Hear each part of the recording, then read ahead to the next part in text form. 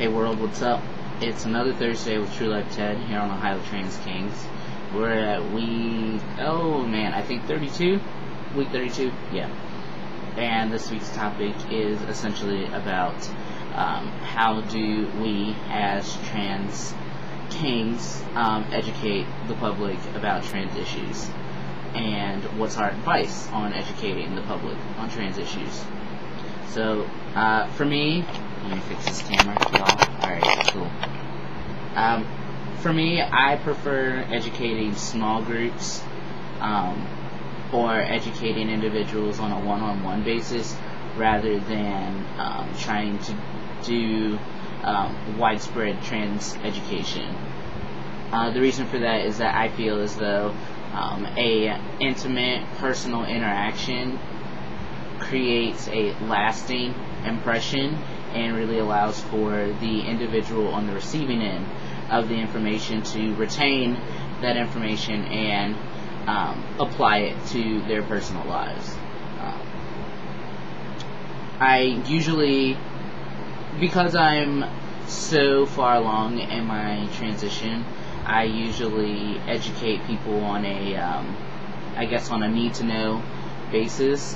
For instance, if an individual comes up to me and says that they saw me on True Life, or they've seen me in a show, or something like that, then the conversation usually starts and I express my opinions on what it is to be transgender, transsexual,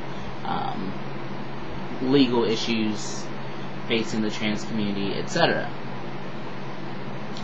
I have done a few workshops and given a few lectures at my university on transgender issues, and I also worked with the Department of Resident Services at my university to form a policy that addresses transgender students in the residence halls, which has been pretty successful, I think.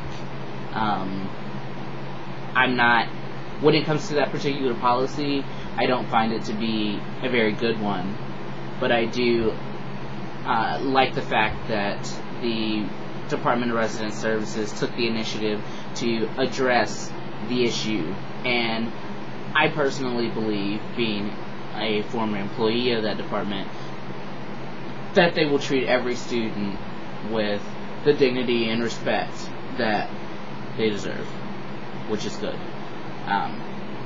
My advice for educating people on trans issues is A, know your audience. If you are talking to someone who is very well educated and who is, comfortable with, discussing things like anatomy, hormones, surgery, etc., then go there, take them there if that's what you feel is appropriate. If you're talking to a little kid, then you may want to say that if you're FTM, you may want to say, I was born a girl, but I'm really a boy. Those types of things. So definitely know your audience, know who you're trying to reach. And the second bit of advice I would have is to know your own personal boundaries. A lot of people, when you talk about transgender issues, will dig deep into your own personal life, into your personal transition. If you're comfortable talking about that stuff, then go for it. Most of the country has seen me, laying on an operating table having top surgery. People have seen my ashy behind giving myself a shot of tea. So I feel comfortable talking about my own transition and my own anatomy to a certain extent. And if you're going to educate someone, you should also know your own boundaries. And third, I would say that it's important to, how do I put this?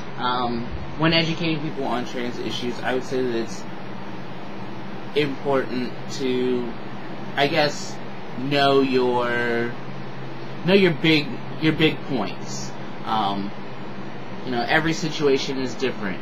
I had a conversation via Facebook, of course, with a friend about marriage equality and how that affects the fight for marriage equality, rather, and how that affects the transgender community.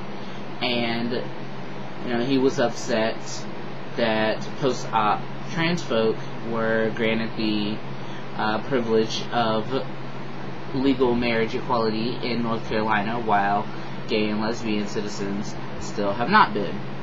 And we discussed the issue, and my main point was that trans people are, being transgender is different from having a particular sexual orientation, and that's the hard line that I took.